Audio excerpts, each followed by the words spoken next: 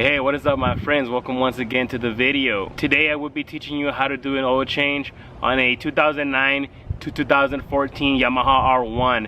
Very simple steps guys, nothing to it. We're in the middle of the summer right now guys, so I live in El Paso, Texas. It gets pretty hot here, so I will be using the full synthetic oil, the 15W50. This oil is really good for the summertime. This is what they recommended me to get, so this is what I'm getting. You can get the other cheap ones like a semi-synthetic, but I recommend you get a full synthetic during the summer. This will help your engine a lot. Step number one is turn on your bike, let it heat up a little bit. I would say let the temperature go to 200 Fahrenheit. After that, turn off your bike, and then you can start the rest. Step number two, you're gonna come to the left side of your bike, down below by the below fairing.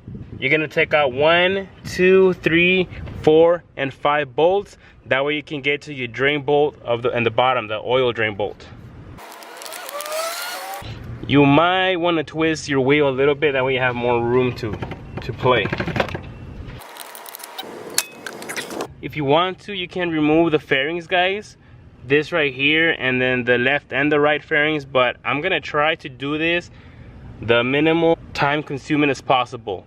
I'm gonna try to do it just like that because the drain bolt is right here like I said, and then the oil filter, it'll be right in the middle right here. Let me show you where it's at.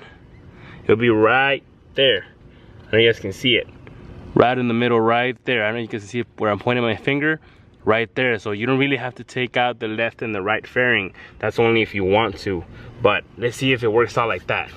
Step number three, you come to the right side of your bike. I'm gonna screw the top where the oil goes in through, that way it can get air, and that way there's no pressure holding it.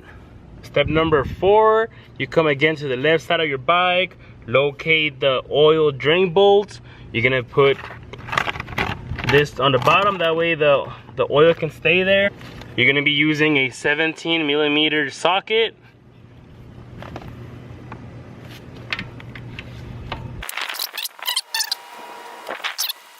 Alrighty, step number five.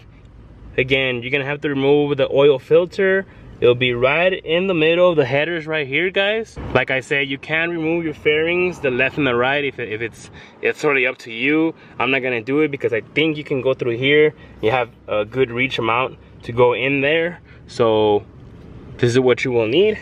An oil filter F cap wrench. That way you can put it in there, and that way you can, you know, twist it pretty good with this one. It's a special one for motorcycles. It says 65 to 7mm. So that's what you need, 65-67mm. All right, careful because this might be hot. So be careful when you're putting this in, because remember, you let your bike run a little bit, so it's gonna be a little bit hot. I'm not too sure. Let me find out. It's not that hot.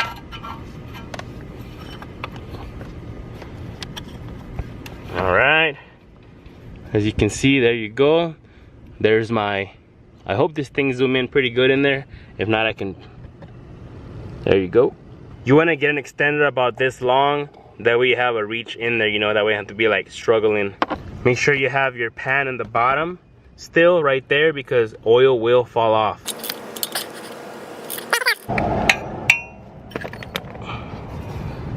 After you unscrew a little bit, you can do it with your hand now.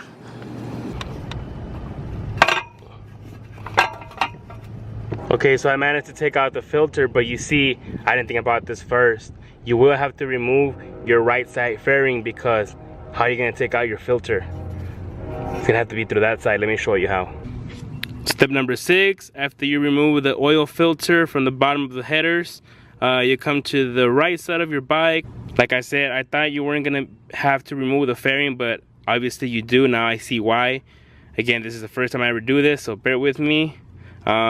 You remove 1, 2, and 3 bolts right here. That way this can come off.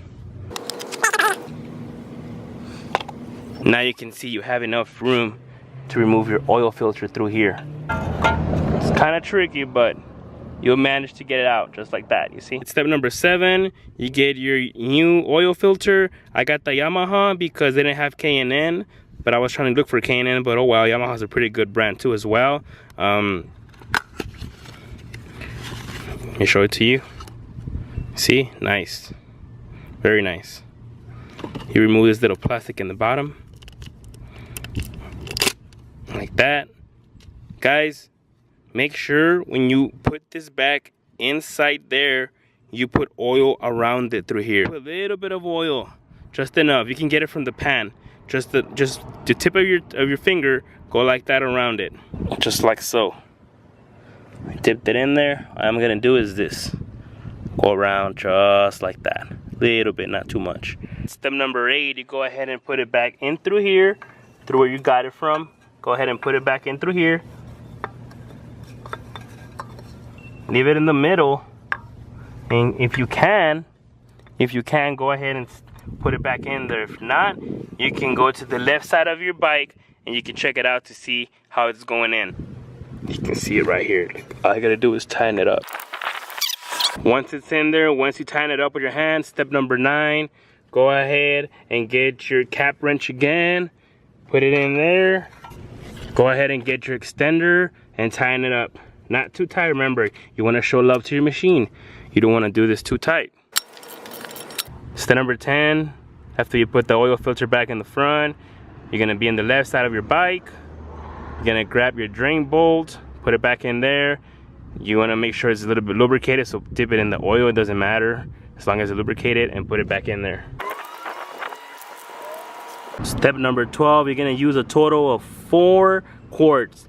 This bike takes 3.8 liters, so that equals the amount of 4 quarts. All right, you get a funnel like so, and you get your oil and start putting it in the engine. Step number 13, after you finish putting all your oil, your 4 quarts into the tank, go ahead and close it up with your top. Don't forget, of course. And guys, you want to check this out. Right underneath here, you might wonder what that is. It tells you the oil level.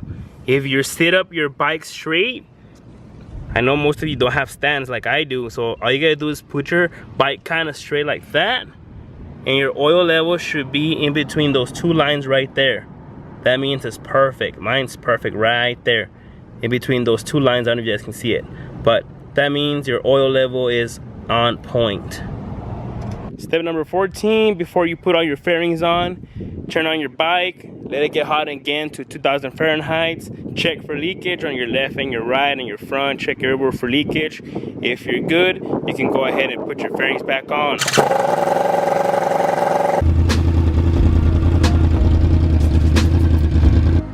This is not a step, this is just a tip. Go ahead and get a rubber shift sock for your shifter, guys. That way you can shift pretty smooth and you never get your shoes dirty. Look at them Jordans down there. Alright my friends, so you're done. It's time to hit the road, time to be careful, time to be safe out there. Again, if you enjoyed this videos, please give it a big thumbs up. More videos to come. And again, thank you guys for watching, and I'll see you in the next time. Peace.